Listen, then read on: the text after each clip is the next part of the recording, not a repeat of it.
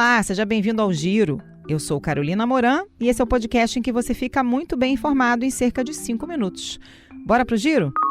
Numa cerimônia que relembrou os atos golpistas de 8 de janeiro, o presidente Lula vetou integralmente o PL da dosimetria. A reportagem é da Gabriela Echenique. Lula veta integralmente o PL da dosimetria e diz que o STF teve uma conduta irrepreensível ao condenar os réus da trama golpista. Em evento de alusão ao 8 de janeiro, o vice-presidente afirmou que quem cometeu crimes deve enfrentar o rigor da justiça e o peso da história. De saída do cargo, o ministro da Justiça deu recados ao Congresso e disse que crimes contra a democracia não podem ser anistiados. E esse veto ao PL da dosimetria já repercute no Congresso Nacional, como nos conta o Igor Cardim. Após veto ao projeto da dosimetria, a oposição se mobiliza para derrubar a decisão do presidente Lula e ainda trabalha para ressuscitar a proposta de anistia ampla e geral aos condenados do 8 de janeiro. Já a base governista celebrou o veto e anunciou mobilização para impedir que o texto volte a avançar no Legislativo. Uma possível judicialização do projeto não é descartada.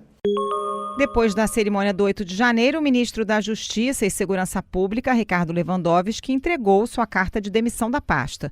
No documento, Lewandowski diz que razões pessoais e familiares o levaram a pedir a saída do governo.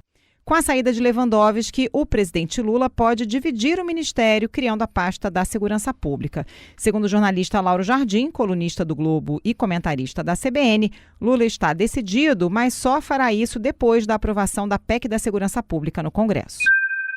No caso do Banco Master, o Tribunal de Contas da União suspendeu a inspeção que faria no Banco Central. O foco agora é a relação do Master com influenciadores digitais.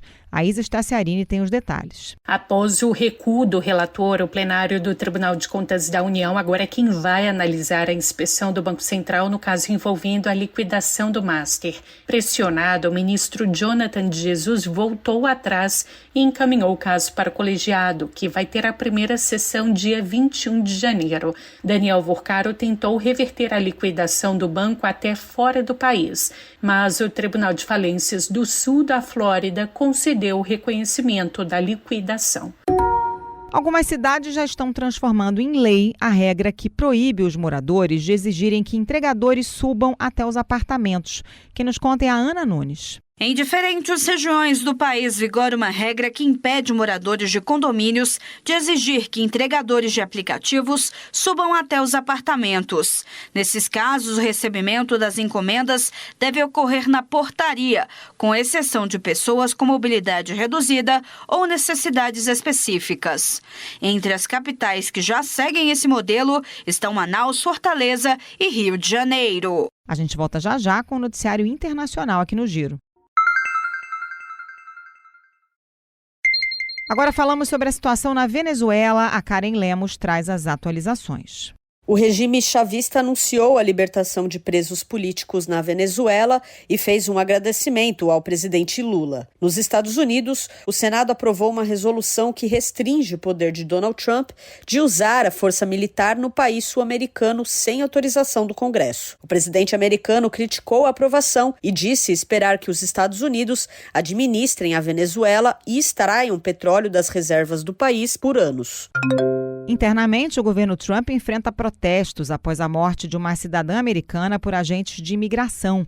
As informações com André Pinheiro. O vice-presidente dos Estados Unidos, J.D. Vance, disse nesta quinta-feira que a mulher morta por um agente de imigração em Minneapolis é culpada pela própria morte. Ele também afirmou que o agente agiu em legítima defesa após a mulher tentar atropelá-lo. O vice-presidente acrescentou que o agente de imigração foi atropelado antes do incidente, ou seja, antes de atirar na mulher. O FBI vai assumir a investigação. A partir de agora, só o órgão federal vai ter acesso às provas e evidências da ocorrência. França e Irlanda anunciaram que votarão contra o acordo comercial entre União Europeia e Mercosul. O posicionamento será levado à reunião dos embaixadores do Bloco Europeu, marcada para esta sexta-feira, em que o acordo será votado. Se aprovado, a expectativa é que o tratado seja assinado na semana que vem. Nesta quinta-feira, agricultores franceses protestaram em rodovias, ruas e vários pontos turísticos de Paris. Em tratores, os manifestantes bloquearam a Avenida Champs-Élysées ao redor do Arco do Triunfo. Para saber mais sobre as notícias que você ouviu aqui no Giro, acesse cbn.globo.com ou o aplicativo da CBN.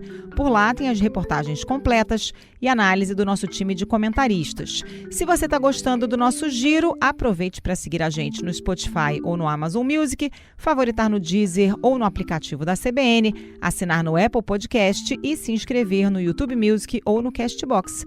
Assim você recebe uma notificação sempre que tiver um episódio novo.